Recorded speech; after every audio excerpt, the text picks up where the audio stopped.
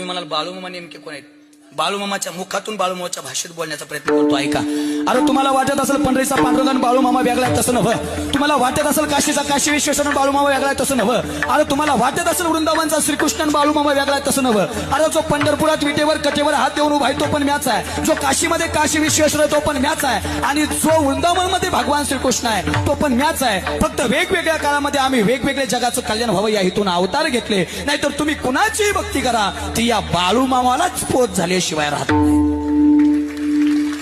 आणि बाळूमामा म्हणजे कलियुगातला महादेवाचा शेवटचा अवतार आहे आत्ताच्या काळातला.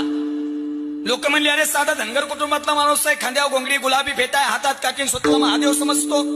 आणि संतांवर लोकांचा विश्वास नाही. त्यांना वाटतं संत आपल्यासारखे दिसतात, पण संत नवती जगा मानसा सारखी. समुद्र नदी नव्हे पैगा, पाषाण म्हणून लिंगा, दोन्ही दिसती सारखी, वर्म जाणे तो पारखी. बाळूमामा पुन्हा सांगितलं, अरे ऐका, तुमच्या मानण्याला देव हाय असं होत नाही, तुमच्या न मानण्याला देव नाही असं सुद्धा होत नाही. तुम्ही देव मानला तरी देव हायच, आणि तुम्ही नाही मानला तरी बी देव हायच. पण ज्या दिवशी हा बाळूमामा तुम्हाला मानायचं सोडून देईल का, त्या दिवशी मात्र तुमच्या दारात हजारोची गर्दी गोळा केल्याशिवाय राहायचो नाही. हा बी सबूत या बाळूमामाचा. कारण अवतार कोणाचा आहे? महादेवाचा. आणि महादेवाकडे खातं कोणतं आहे? विकास महाराज देवडे. कधी उचलायचा? कीर्तनात उचलायचा का, गाडीत उचलायचा का, गरीब पलंगावर झोपल्या उचलायचा? कुणाच्या हातात आहे?